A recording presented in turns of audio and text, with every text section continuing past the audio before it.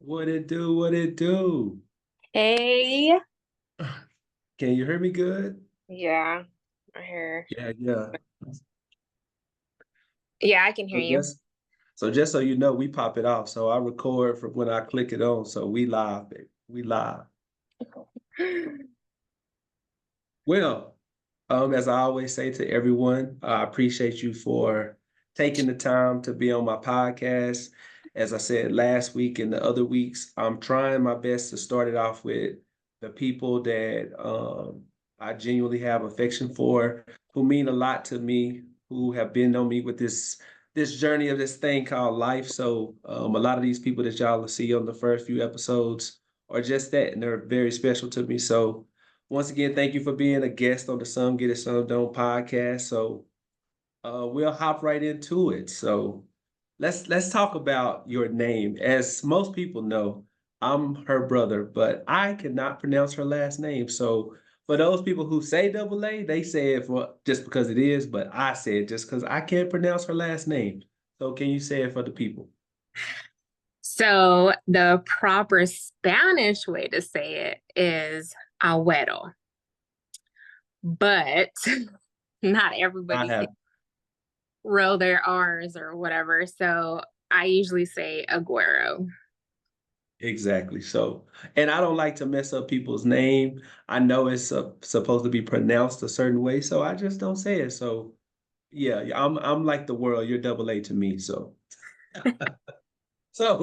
because I still don't know how to say it, but you said it right. So I'm not fixing to be on my podcast, mess people's name up. So I wanted to get it started by saying that. So with that being said, Double A, can you tell us a little bit about growing up, in Lubbock, Texas, if you don't mind? And you don't have to go too far because I promise you I have other questions for that. So let's just start early years, maybe to junior high-ish. Okay. So started off on the north side. Actually started at Wolford Elementary. We moved from the north side, I want to say when I was like 9. Wait, Um, and then I went to Wheelock and finished there and then went to Hutch. yeah. Yeah. That's why I said stop at junior high. Which is crazy because I'm pretty sure we didn't know each other at that time. Obviously, I'm older than you, but it's just funny to see how like a lot of people's lives, especially ours, kind of intersect. But you meet people at different times in life, and you go back like, oh, that's crazy. Like I went there, blah blah blah. So I think that's pretty dope. So moving forward, since you stopped at Hutch, what made you decide to attend Estacado High School? So I actually started at Lubbock High. Another thing that we have Um, in common. I did too. yeah. So I started there the summer before my sophomore year, because I was in athletic training. So I started with PEP. And then I just really started thinking about like what I really wanted to be. Like I knew my career was going to be in healthcare, but I knew I wanted to be a nurse, but at the time I also was thinking about pharmacy. So being the Estacado was a magnet high school and they had those programs and stuff, I just decided maybe this is just best for me. So I ended up transferring. I went to Estacado. I know another reason that we'll get into a little later why you went to Escado, but we won't talk about that right now. We'll keep moving forward. We'll keep moving forward. So talking about Estacado, as I mentioned, we didn't attend Hudge at the same time. However, we were at Estacado, right?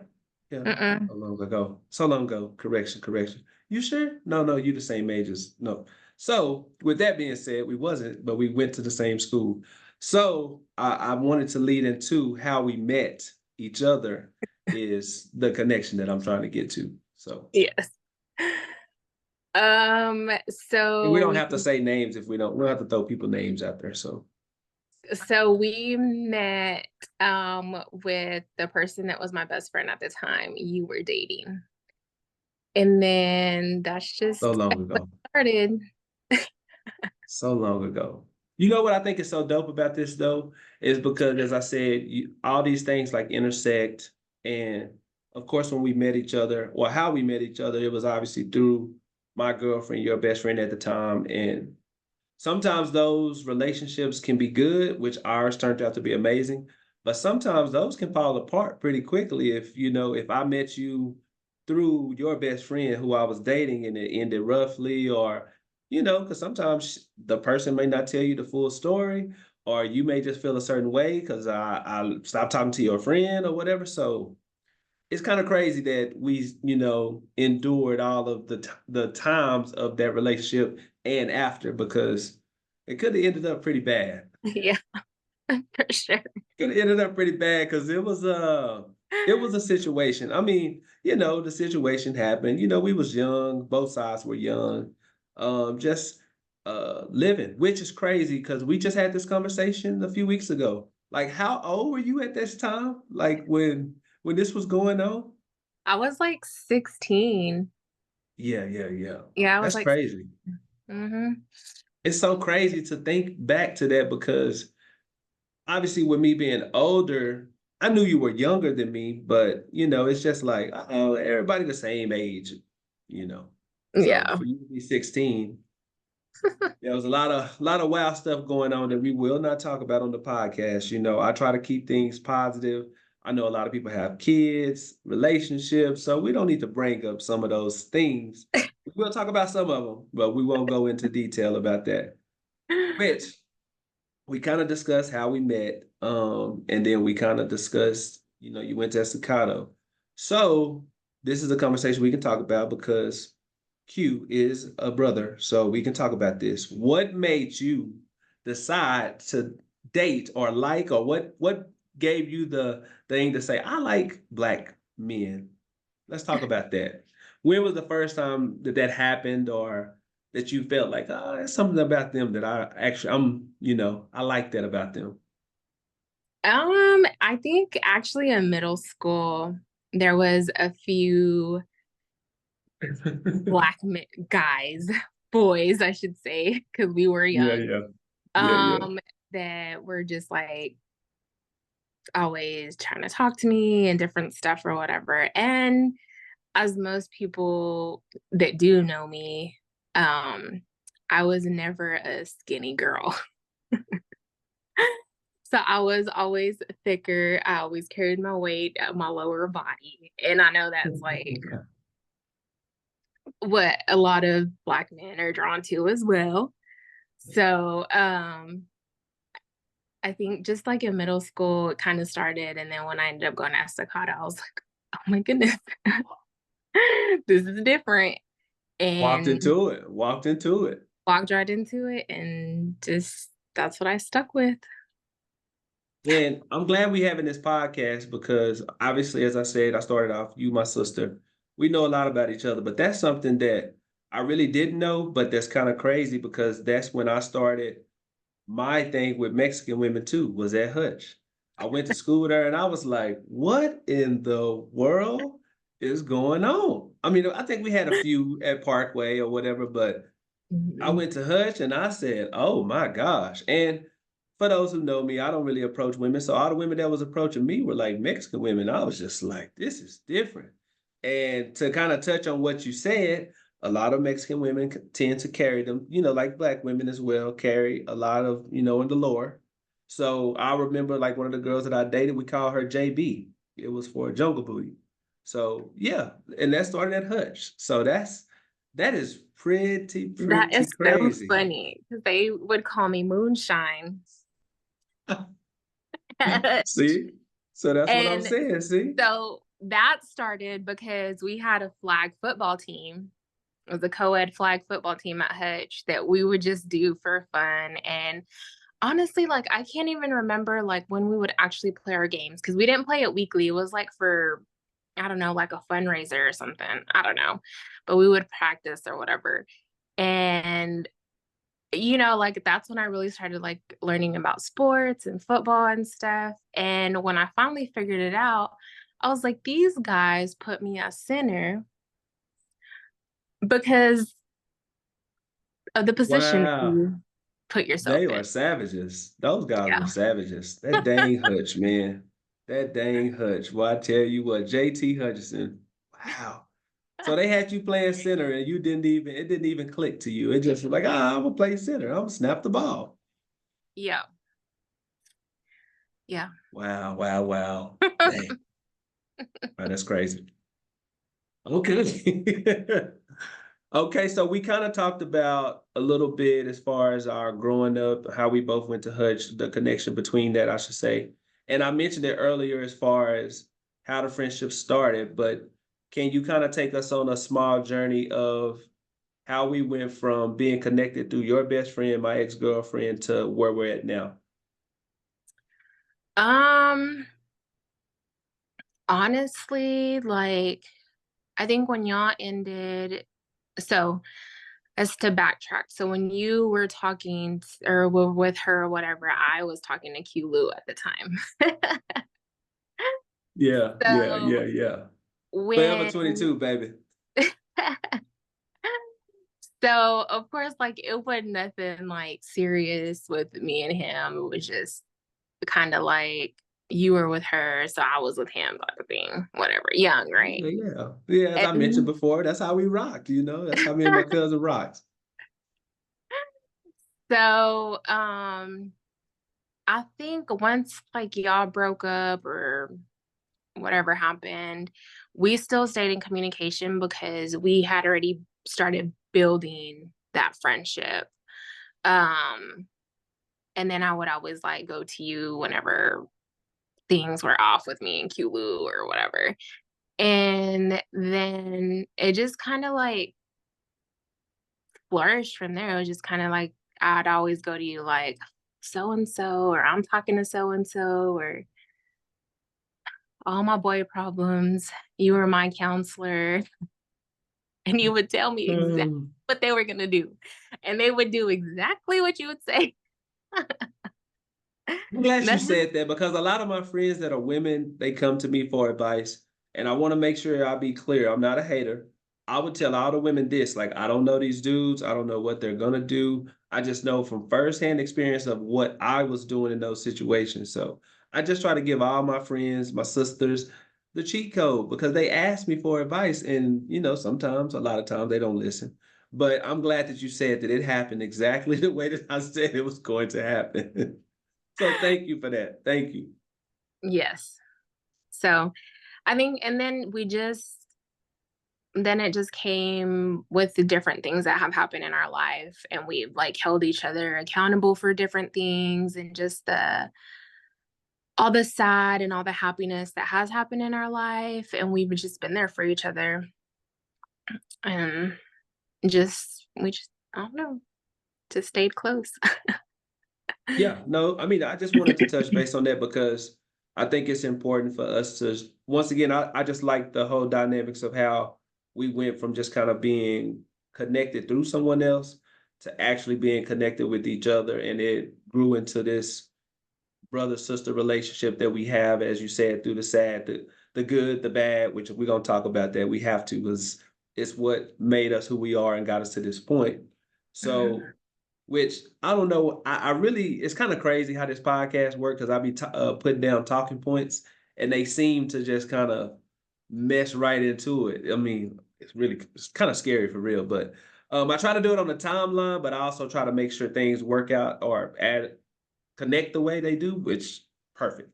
So speaking of that, you talking about sad times, but I don't really want to talk about the sad stuff up front, but can you just talk about like your family dynamics, like how you grew up, your siblings, your family? Then we'll get to obviously, the sad part of that, but just kind of talk about like your family dynamics. Okay. Um, so I have a one biological brother who is older. He's actually legally blind. So my mom was 26 weeks when she gave birth to him, and he's a year older than you. You were born in 85, right? Okay, so he was born in 84. So even though that wasn't like a long time ago, it was still a while, a while ago. So things were different, like as far as like neonatal ICU and the different, medical things that they had back then.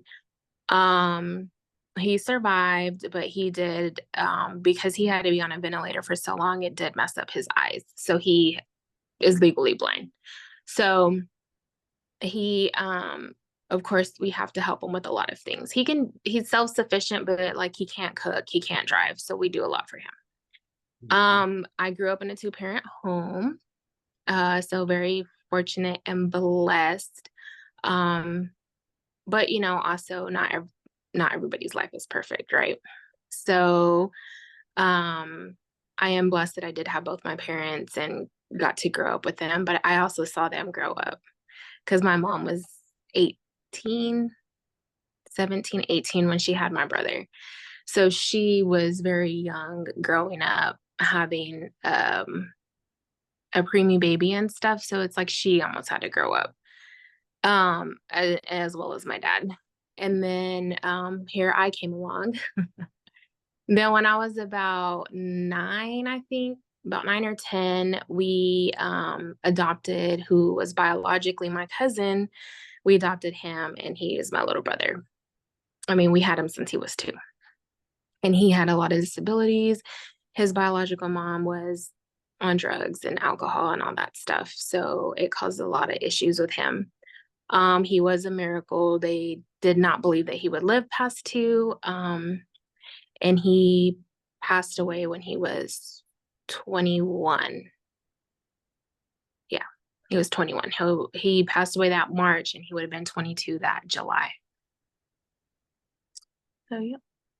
So he wasn't supposed to make it past 2. So he and the good Lord, I would say, Hmm. showed them 19 more years, well, almost 20 more years of life that's the good thing. People can say what they want to say and give you diagnosis or whatever, but the good Lord has the final say on this, which that was the next topic, to talk about your brother. So if you can just kind of share a little bit about the relationship that y'all had, of his almost 22 years of living, because I know he Yeah. meant a lot to you. So, Yeah. So he was actually like my first baby. Because when we first got him, so he was 2 years old, but he was the size of a 6-month old. To put it into perspective. Um, we basically had to rehabilitate him to a 2-year-old. He didn't know how to sit up. He was still like feeding off a bottle. He was just neglected. So we did a lot of work with him and taught him how to sit up, how to eat, all those things. And I mean, before you knew it, he was walking with a walker, and he was also deaf, so he could speak. Um, I think you could probably understand more of the cuss words or when he was mad more than anything. We had to learn some sign language with him. Um, he was everything. He was my inspiration because I'm like, there's just we always sit back and we're like, "Oh, I'm so tired. I can't do this. I can't do that." And somebody always has it harder. And so I would always look back and just be like, if he can keep pushing, why can't I keep pushing over this little dilemma that I'm having? He has so many obstacles in front of him, and yet he conquered all of them. So he was a big motivation, big inspiration. Um, he was my little baby. and see, that's another thing. Like, of course, like once we got super close, I mean, he was older at that point. So I didn't even know this part about the way that you felt as far as him being like your first baby and you helping him. Like, I didn't know none of that stuff. So I think it's always cool when I do this podcast because I'll be learning stuff as well as the listener. So that's pretty dope. Never knew that. Never do that at all. Yep. Wow. But I do like the fact that you said that as far as somebody always has it worse than us. And I'm gonna be honest, when I was in grad school, we worked with special needs kids at a Halloween, you know, look at that. At a Halloween kind of like trick or treat thing they had at a car lot. I worked for, I mean, not worked for, I was in a special needs type of class in grad school. And it gave me a different appreciation for it because, growing up, people made fun of those kids and talked about like all the short bus and all that kind of stuff.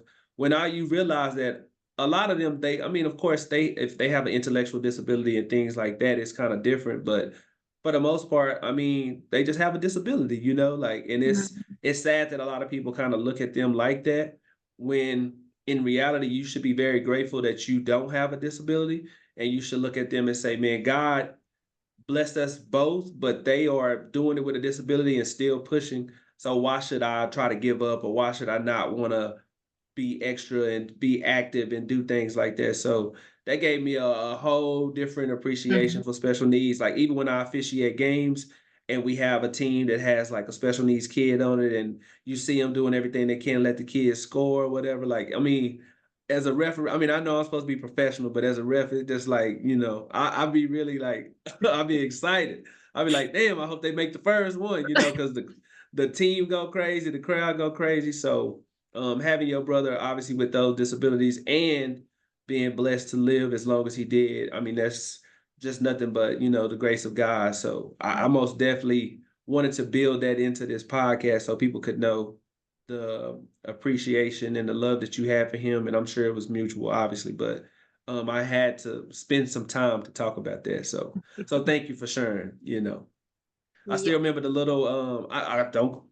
Hey, my brain sometimes. But didn't y'all take like a I don't want to say Elvis, but like kind of like a what is that? Like a Yeah. old type. Yeah, there you go, Yeah. 50s or something. That Yeah, I was still like that's like one of the first things that pops up in my mind when I think about him is that. his last birthday that we celebrated. And that's probably why. Like that's one of the Mhm. first things. Every time I just like think of him, that's what pops up in my head every single time. So And fun that's fact, dope.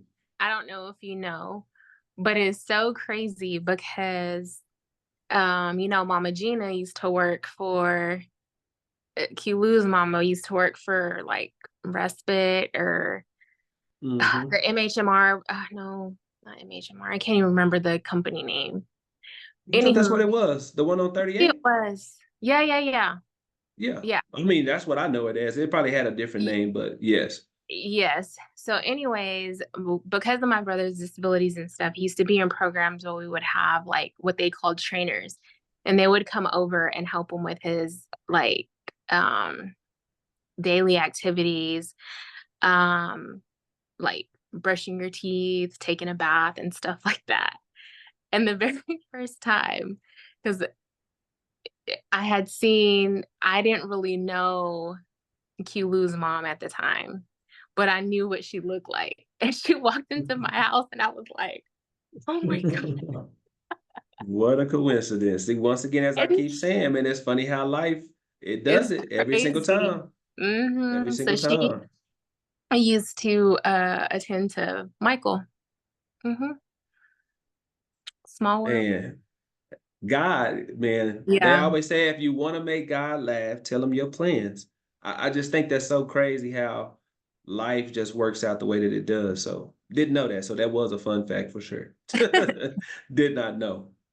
Which I'm glad we kind of ended that on like a funny type thing, because I know that was one of the moments that we were kind of discussing earlier that had an impact on your life.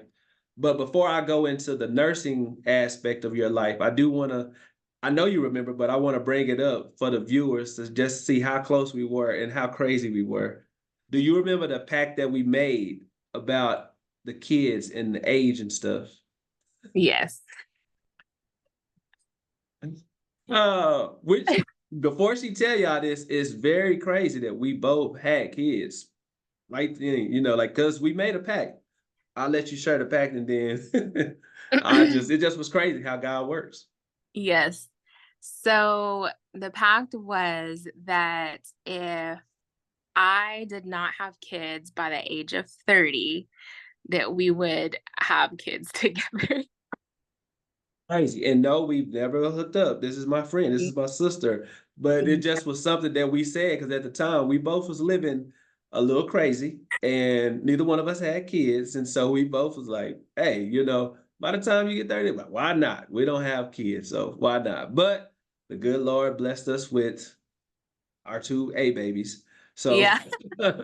so we have a lot of A's, around here. So But I just thought that was funny too, that I wanted to share that because I remember that. I remember like driving or something that we was talking about that, but I may not have been driving, but that's the way I remember the story, so I'm gonna stick to it. So, but I'm glad you remembered that. Mhm. So moving forward, what made, I mean, you kind of alluded to it earlier, but what made you decide to just really get deep into it? And I want you to talk your talk a little bit. Let's talk about those accolades and those letters. You know, what made you get into this nursing field? And I guess I have that on there, but we can just talk about it. No, I'll wait. Just tell us how you got into the nursing field, and you can kind of, like I said, talk your talk on your credentials as well. Okay.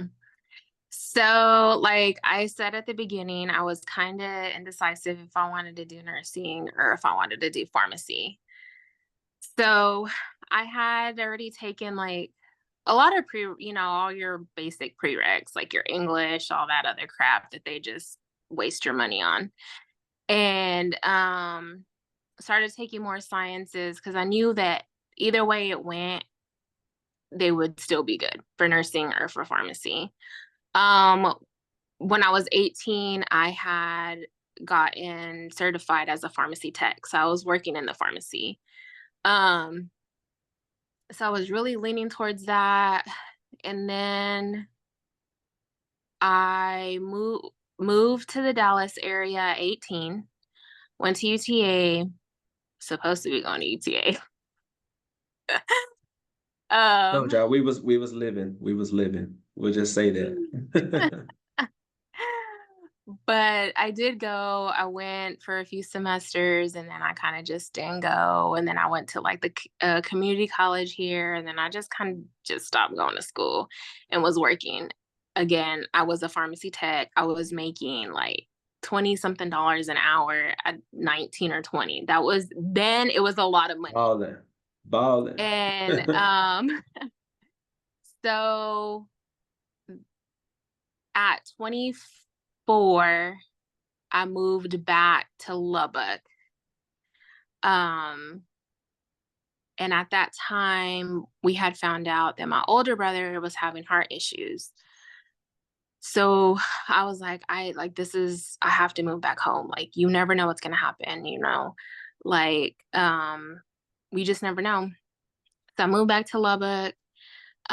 We got everything situated with my older brother. He was fine. His heart was failing, but they tried this medicine that's now very popular. Went back to Lubbock, stayed there, got into LVN school. August 2014, and then graduated in 2015 with my LVN. Started working Oh, I at U. forgot to tell y'all before you continue. I'm sorry. I forgot to tell y'all my sister is a nerd, like a real life nerd. So yeah, sorry. I just had to intervene real quick. um, so graduated in 2015. That August, a week later, I started working at UMC. I worked in the trauma orthopedic floor. I was there, let's see, and then 2018, I got back into school, graduated with my RN at Covenant School of Nursing. We were the first class that did like the short LVN to RN transition. So started in January, graduated in July, I was still at UMC. They immediately made me a full-time charge nurse. Did that. Then 2020 hit, and that year I was nominated for Nurse of the Unit, for Nurse of the Year. Was still a full-time charge. Then they were asking when I was going to go back to get my BSN. Oh, my bad. I had already got my BSN. I got my BSN in 2019. So I got my bachelor's. They were like, okay, when are you getting your master's? Because we have a director position opening up. Right after I graduated my bachelor's, I was like, I'm moving back to Dallas. I'm not staying in Lubbock. Well, then 2020 hit because God said, yeah, right. Settle down, settle down, settle down, baby. So 2020 hit, everything shut down. And I just worked and found out I was pregnant April. Yeah. And so finished that. We moved to the Dallas. I live in Waxahachie. Moved over here in 21, did some contracts. Um, Other things in life happened. I We're gonna get there. I had to step away from the bedside, found a community nursing job, which is helping intellectual, disabled um, patients, primarily the Spanish speaking ones. So I would go and assess them and help them with things. And then I stumbled across the job that I'm at now. It's called Hospital Care at Home, where we actually do all the care in the patient's home and we watch them through video. And I'm the nurse manager there. And I will graduate with my master's in December. Listen, man, listen, I'm trying to tell y'all, my sister, a real life nerd, which is a great thing. I like to consider myself one too, but yeah, she did all that. Yeah, so I just wanted her to pop it real quick. But when we talk about this next stuff, y'all will see how impressive and how blessed this really is for her to pop it with what we'll talk about. But she kind of alluded to it already. I always like to be funny because she live in Waxahachie. So yeah, I went to visit her in that good city. For those who know, like the podcast, some get it, some don't. We don't need to dive into that. But yes, my sister lives out there. So I think that's so dope. But we have to kind of get back on some kind of, well, not kind of, it is some more sad stuff. But one of them is sad, but is a great blessing for sure. So she told y'all about this journey 2018, 2020, all those things, graduating. So, but in the midst of all of that, let's talk about how the passing of my cousin, your ex, as we don't like to say put titles on things, but whatever, we can just leave it at that. But let's talk about how the passing of Kulu impacted you. Of course, like you can just touch on general your relationship, at the time of his passing as well. Um, it was so the whole time that I was in Lubbock, Kulu and I started talking again and we had always talked as far as like friends and we would get closer. Um, of course, we weren't as close as I was to you because we communicated a lot more via text on the telephone. But then when I moved to Lubbock, like he was the person I was always with. Like that's who I went out with, everything. So he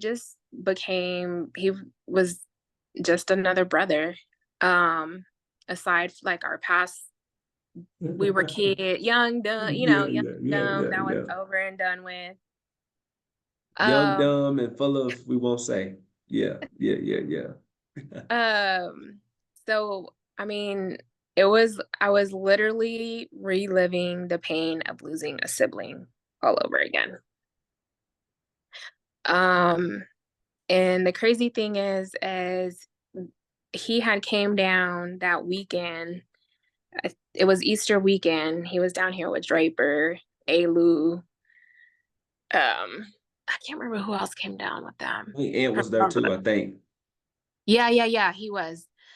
Um, they were all here, and was like, I was supposed to work that Saturday, and I was like, I'm gonna call in because I want to see the boys. Like, I haven't seen them, right? Because I had already been over here. I don't think I had made a trip back to Lubbock yet. And so I called in.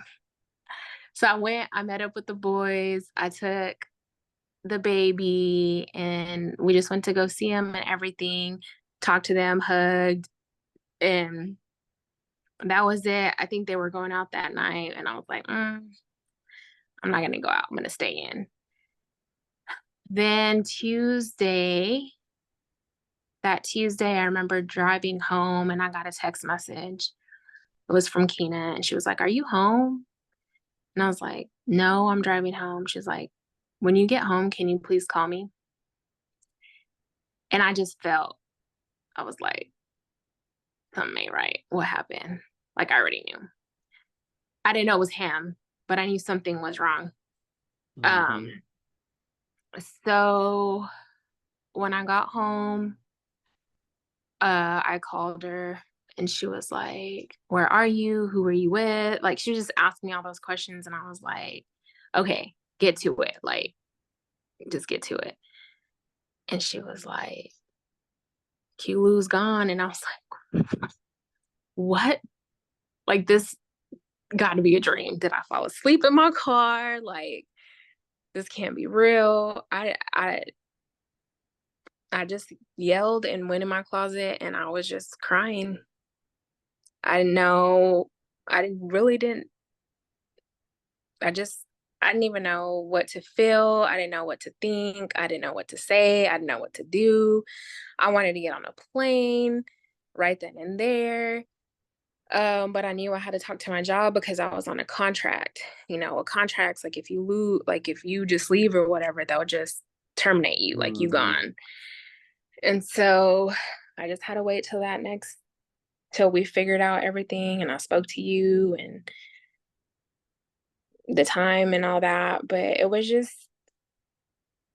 really hard. Because like I said, it was just like losing a sibling all over again. You know, you somebody that you confide in, somebody that you talk to daily, that you go to for everything, and then they're gone. So yeah. Yeah. Yeah, I ain't gonna lie, that was a tough one and it's just so crazy how I've talking to multiple people obviously about this, but how he like impacted everybody's lives and like the void that's gone now with him being gone, so or that's missing since he's gone. So yeah, I mean, everybody I talk to, of course, that's close to him, I have to bring it up, but just kind of you replaying that and me thinking about the day, as I mentioned multiple times, the that it happened the first time I took my daughter to Lubbock, happened at my house. Like it was just, yeah, one of them days that I try not to think about, but it's just one of them things that I do think about quite often, unfortunately. So, but the Yeah. good thing is, as you said, we've had each other throughout all of these things, which I'm kind of trying to see which way I want to take it. I think I know which way I want to take it, but if I take it that way, I'm gonna miss out. But I want to end on a good note, so I'm gonna take it to the other sad thing. We'll end with my beautiful in the last thing. So, Okay. um, which as you said, we've been there for each other throughout all of these times. And I still remember this conversation like it was yesterday. I literally was either going to ref a game or coming. I think I was coming from ref in the game and we were talking about it. So um I'll let you kind of explain that situation. But I'm so glad that we can explain this situation from the other side, which is amazing. So I don't even want to get teary. So I'll let you go. I'll let you go. Okay. So, um, let's see. 20, I want to say like in 21, when I first moved over here, I thought that like the climate or just the change of, like the humidity, maybe it's drier out here or what, I started like experiencing just like itching. So I was like, man, dang it. No, I'll put lotion on, right? So I was like, this is weird. So it was like here and there. Then it started to get a little bit more aggressive. Um, I was, it just started getting worse and there was no rash. So 22, that's when Q-Lou passed away. Um, dealt with all of that and like my itching was just getting worse and worse. Like, and mentally, I was just not in a good space. Like losing my best friend, going through this, like when I say this itch was like unbearable. It wasn't like, oh, I got an itch, you scratch. inside my body. I had went to a dermatologist. I had went to an allergist. They had given me all these meds. I mean, so they put me like on psych meds.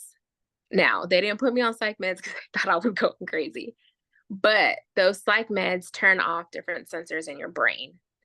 So the allergist, he was trying to put me on these different psych meds to try to turn off all these like nerve sensations in my body because he thought that's what it was. I kept getting these labs drawn, everything. Being a nurse, I had already diagnosed myself. I was like, I have leukemia. Like, I think that's what I have. So in January of 23, I had an appointment with my PCP. I was establishing care with her. Went to go see her. By that point, I had a knot on my neck. From there, she felt it. She immediately sent me to go get an ultrasound, went and got an ultrasound, and they said I had 3 enlarged lymph nodes, abnormally enlarged lymph nodes.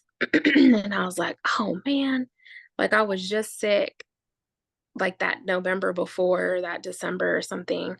And I always get strep, like I'm a strep carrier. So I always get strep. And I was like, Lord, I done got strep and nobody diagnosed it. I'm gonna have endocarditis.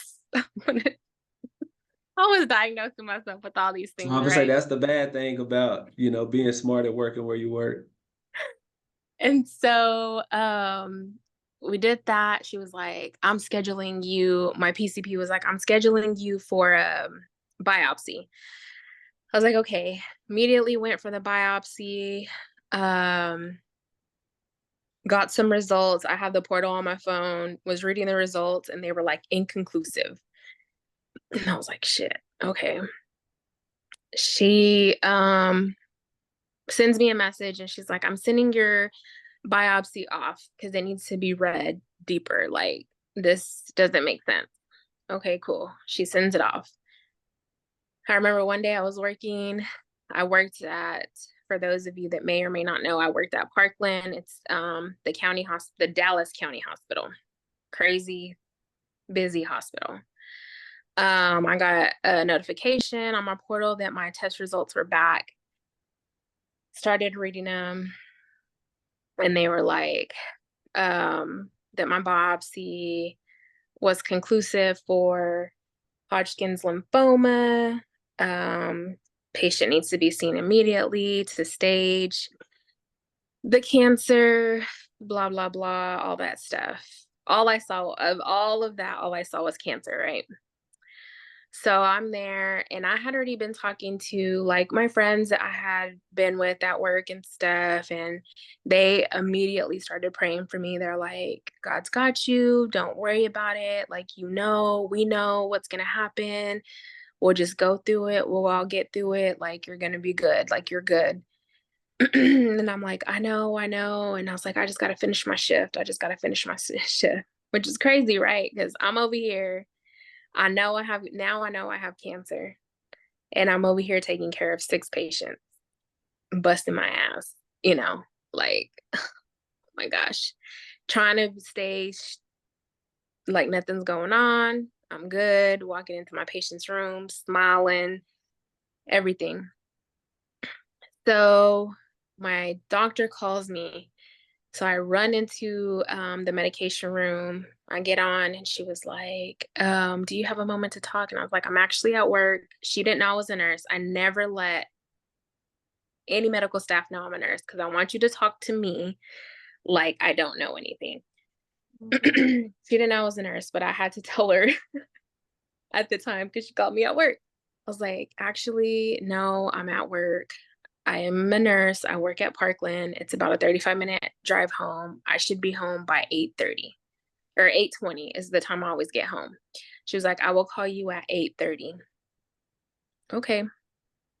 I already knew. I was like, what doctor calls you at 8:30 at night, right? Mm-hmm. So she calls me and she was like, I'm so sorry. I know you read the portal. You're educated, so you already know what's coming next. And she's like, I never like to do this. I like to talk to my patients face to face, in person, in the office. She's like, but I need to get you scheduled for everything that comes after this. And I don't want to wait. I want to hurry up and do it because I need to know your stage because you have been suffering with this itching for almost 2 years. So we don't know how aggressive the cancer is. I said, okay. She was like, I'm putting in orders now. She's like, I didn't want to put these orders in earlier because I didn't want you seeing these orders coming through and me not have spoken to you. I said, okay. Mhm. Amazing doctor. Like I couldn't have found a better PCP. She puts me in, she gets me hooked up with the oncologist. Before that, she had drawn labs and my iron level was significantly low. And she was like, I don't even understand how you're still working with your iron levels this low. I'm going to send you to an oncologist, hematologist. So that's a cancer blood doctor. Mhm. um, so I had already had an appointment with who ended up becoming my oncologist. I already had an appointment, but it was like later on in the month. But when all this came back, she escalated my appointment and was like, no, it needs to be now and everything. And so I talked to her that night. So I think that was like a Tuesday. That Thursday I was off. So I went to go see the oncologist. Actually, I had a PET scan that Thursday morning. Um, they scanned me. And then that afternoon, I had an appointment with my oncologist and she went over my scan. And so she had diagnosed me and I had stage 2B Hodgkin's lymphoma. So that was on Thursday. I had to do an education thing on Friday that basically went over like all the chemos that I was going to be on, getting my port placed, the foods I couldn't eat, the foods I could eat, what I needed to do, just all this stuff. Now, mind you, yes, I am a nurse, but I'm not an oncology nurse. So just like Exactly. doctors, nurses have specialties as well. And so we're more versed in different things. Oncology was not my thing. Um, and so I saw my grandmother dying of breast cancer and all the things that she went through. And I thought I wanted to be an oncology nurse because of her. I wanted to be there for families because I knew what we went through, but I just wasn't strong enough. Yeah, you got to be a strong person to do that. I mean, Yeah. just listening to you talk about this got me on edge. So, yeah. So I couldn't do it. So anyways, I did that Monday. I want to say it was that Monday or that Tuesday. It was that Monday, or maybe it was that Tuesday. I went in, I got my port placed. Um, by that following Monday, I had my first chemo treatment. To And it. so I did 6 months of chemo, 4 different chemos. I would go in at 8 in the morning and I wouldn't leave until 3. And the medications that they would give you or that they would give me prior to chemo would like completely knock me out. So when I was done with chemo, my mom would bring me home and I literally would sleep from the time I'd get home until like the next morning. And I would get up and get ready and go to work. That's why I had to tell this story so y'all can see. My sister did a lot while she was. So, yes. Mm. And I had also started my master's program that January. And That I was part. starting my second class when I got diagnosed. And so I had to write a letter to the dean and asked to withdraw from my class and gave them of course, my reasons. And they were they were in awe, like, couldn't even believe that I just told them. Basically, I told them, I just need a couple of weeks just so that I can figure out what my new life is going to be, my new routine is going to be. And then as soon as I can get into the next time that this class is available, I'll start back. And president was like, no. She was like, you need to come back like in the summer. You need to take some time off. Like, this is a big adjustment. And I was like, life doesn't stop. I might not make it till the summer. So I Yeah, want to gotta at keep least going say, while I can. yeah, like I gotta keep going while I can. Like I feel okay. Did my first chemo. I was okay. It wasn't until that second one that took me out. But a lot of the time that's how the chemo is. You take your first one, you're like, oh, okay, I can do this. The second one though, oof, it literally, I don't know how it feels to be hit by a bus, but I think that's how it feels. Yeah, yeah, I It can only really, imagine. really, really took me out. But I made it. I did 6 months and I even don't even have my port anymore. Got that taken out. So God is good. He has really been on my side. He's helped me through a lot. I had to really focus and, I was still grieving Q and then there was times that I would want to slip into a black hole and just grieve myself, Yeah, like I don't know if I'm gonna make it. Um, I would be good. As soon as I'd start feeling good, it was time to go for another round. yeah, And like, oh my gosh. And man, your mind is it is a powerful thing. Cause I promise you I would not feel sick. But as soon as that day before chemo came, I felt everything. Everything. And it was just because my mind, like in my mind, I already knew what I was gonna feel because it was time for it to happen again. But I had to be strong. I'm like, I can't I have to keep living. I have to be strong for myself, have to be strong for my friends and my family.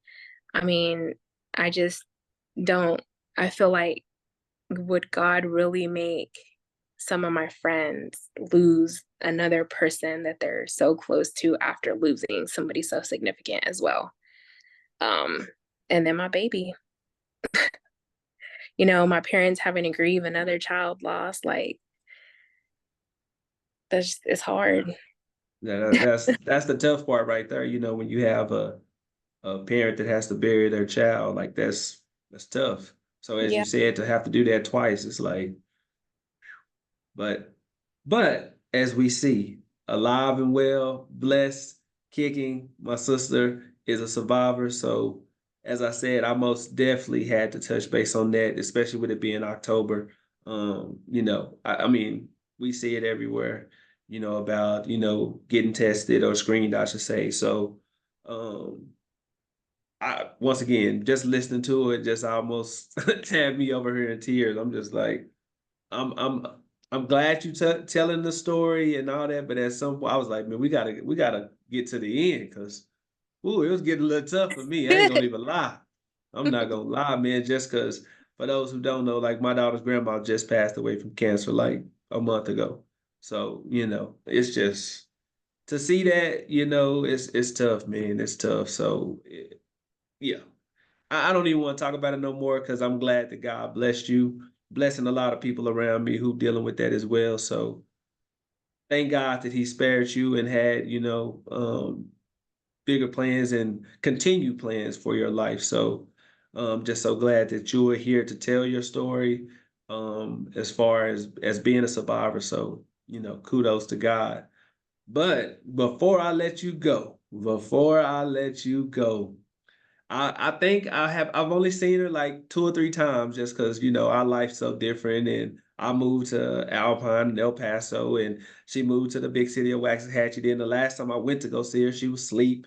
So I'm still upset with her, but I'm gonna catch her another time. Hopefully I can catch her with your niece too. So I know. please, please, please, without, let's just get straight to it. Please, what has my niece done for you? And just tell us a little bit. We don't have to go in detail because I'm sure she like my daughter. We can talk for a whole hour about these daughters of ours. So please let them know about my niece. Let them know. Mhm. So Miss Ada Lee Pearl Tizano, this girl is a whole I'd leave, baby. 3 years old. She'll be 4 in December, going on 14.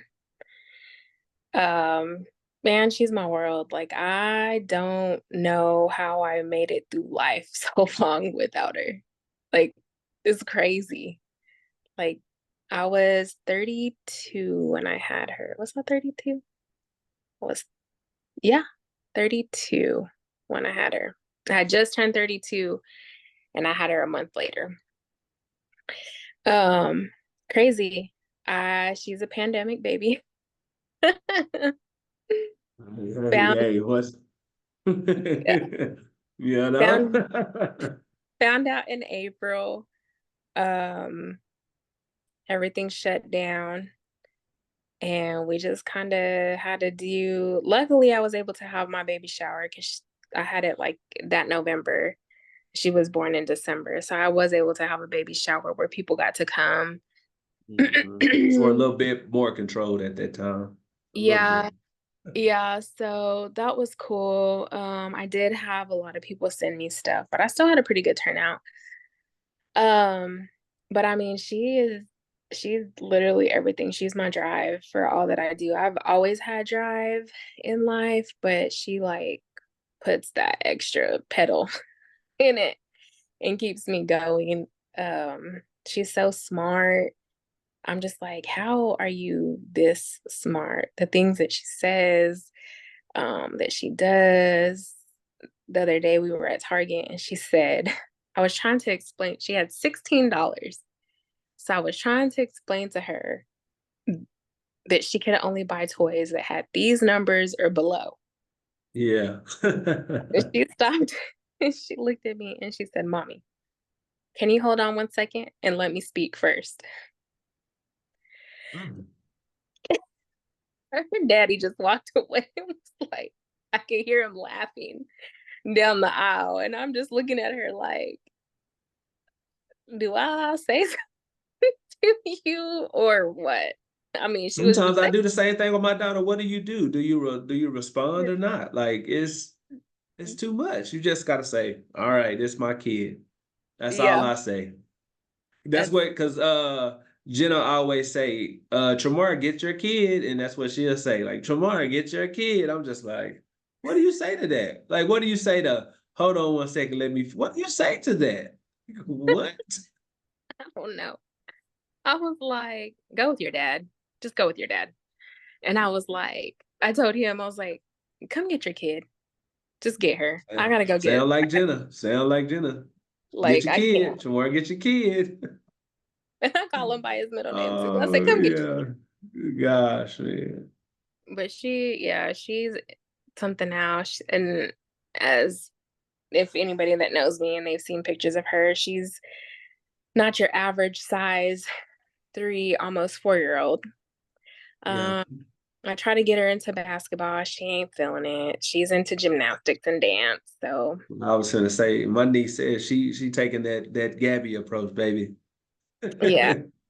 So I'm just gonna cheer her on whatever she decides to do. Man. Once again, we have to set this up. I know we've been saying it forever, but we got to set it up for them too, because they both two of the same kind, man. They two of a kind. It's just so funny Hmm. when I see her. I'm just like, boy, that girl, that's Ava all the way. Like that is Ava, and of course Ava 5. As we mentioned earlier, we had these kids back to back. After our pact. So that was God saying, "Yeah, we gonna make it happen, but not with y'all." But anyway. It's just crazy how much they are alike. So man, we always joke all the time about God giving us daughters, and especially me, like, oh God, yeah, yeah, I see what you did here, man. I see. That's why Yeah. her mom wanted to have another kid. I said, I'm not having another kid because I know I'm gonna have another daughter. It's not happening. No way, no how. God already gave me one. I know what's up. I know. Thank you, God. I already know my hair. I'm finna lose my hair dealing with this girl because she too much. Like you said with Adelie, Ava the same way, boy. They be saying some stuff, and I'm like, I don't even reply. I just be like, I just look at her mom like, hey, it's your daughter. So, Hmm. but Yep. yes, as I said, we most definitely have to set that up. So, yeah. Man, Yeah. this was crazy. This was an emotional roller coaster of an interview, but most definitely had to make it happen though. So as I always say, man, I really do appreciate you taking the time, but I also thank you for like enlightening me, giving me some fun facts that I didn't even know about. Um, but as I tell everybody that I speak to, I know you know this, but I'm super proud of like you as a woman, how you've grown, the things that you've had to overcome in spite of and still achieved all the things that you have achieved and still achieving. It's funny because I was just talking to my little bro in the last one, and you like my little sis, but I tell people all the time, like I look up to y'all, and I know I'm supposed to be the older one and the mature and whatever you want to say, experience, but hell, I look up to y'all. Like y'all inspire me and motivate me to do stuff. We talk about stuff all the time, whether it's finances or what we want to do in our career or our kids. So, man, that shit motivating to me. So I just want to take the time to give you your flowers and know, I love you. Just super proud of everything that you're doing. Like once again, telling that story, I ain't gonna lie. Like I was sitting here on the edge, like, damn, I want to hear this story, but I don't because it's just like so much. Because as I said, I remember going through the journey with you, checking on you after everything. I still remember I still had a video when you rung the bell, like all of this stuff. It's just like replayed in my head. But once again, I always try to look at it from the positive side and thank God for bringing you or walking with you through that and bringing you to this side. So yeah, I don't know, man. This is like this is one of the ones I need to go and do something else because golly, well, you took me through there like today for sure. For Yeah. I sure. think, You took and it was a very hard time for us, because it was not even a year after Kilu dying. So it was hard, and it it obviously wasn't something I could hide. It was not something that I wanted to tell you either, but I mean, I obviously had to tell you. yeah. But it was very hard. It was I'm very thankful for you being there and checking on me. Like you were one of the very few that checked on me weekly, daily, all the time. Like I knew that I would hear from you. Um, and I just kept going because not saying that there was a good time for any of this to happen, because who Yeah. wants to go do Never. that, right? Never. But we were both in a very not so good place at the time either. So it was hard for me to, tell you that, and um because it was almost telling you like, hey, I might die, I don't know, you know? Um, but I made it. You were there for me and I appreciate it. And like I tell you all the time, like I'm so proud of you and all the things that you've done and the dad that you are, the man that you are. Um, and just raising my niece, and she's gonna grow up and be somebody. And as you can tell, we got some very strong little girls, just with the way they act. So Ooh, wait, yeah, I'm man. very, Ooh. very thankful for you being in my life too. Another fun fact, um, Tuki was the first man to ever send me flowers just because, and not to tell me I'm sorry for the stupid things I did. But I'll never forget Yeah. flowers. I still remember how they look. I remember finding them on my dresser when I walked into my apartment, because my best friend at the time, well, she still is my best friend, but we lived together, and her boyfriend he was staying at the apartment because he was a police officer, worked overnight, and he answered the door, and there was some flowers there. He was Oh. somebody he was like, some Ann sent you some flowers. Yeah, I was yeah, yeah. like, what? And who knows who I was talking to or what at the time. But I was living in Arlington at that time. And I went and I read it. I was like, oh my gosh. I was like, they're from my best friend. I was like, they're not from no ninja either. And the It, fun fact about that, I don't think I've ever sent any woman no flowers. I don't know. I'm really not that type of person, but I just know sometimes you just got to do certain things. So I'm almost 40. I'm trying to grow up, but I show my love differently. And I know my friend needed some flowers, and my sister, I don't want to say friend, my sister needed some flowers. So I sent them. So I just want to let you know I love you, but you just ruffled a lot of feathers of the people that's finna watch this podcast. But they're gonna be pissed. Like, you ain't never sent me no flowers. So I just wanted to go get ahead of it and say, no, I don't send flowers. So thank you for that. but I think I've Love you to always death. ruffled a little bit of feathers, so Yeah, it's I okay. ain't tripping. I It's ain't tripping. okay. My situation is locked in, so I'm good. So, Yeah. so I'm good. I'm good. Well, once again, as I said, I started out by saying thank you for, being on the Some Get It Some Don't podcast. I'm glad that we made it happen. I know we had a few times that we were supposed to make it happen, but we made it happen today. So I'm very grateful that you took the time to be on my podcast. So yeah, thank you very much. I hope you enjoy the rest of your evening. And we gotta make sure we set that up with the daughters, man. I think they'll enjoy each other. They They're gonna will. look at each other and be like, damn. We look Man, we alike. look alike. So yeah, we most definitely have to set that up. So, Mhm. but once again, continue prayers your way for all the things you're doing, Yeah. finishing up. So yeah, man, I surely appreciate you. I appreciate you too. Well, all right. Well, you have a good evening. You too. Bye. Okay. Love you. Bye-bye. Love you too.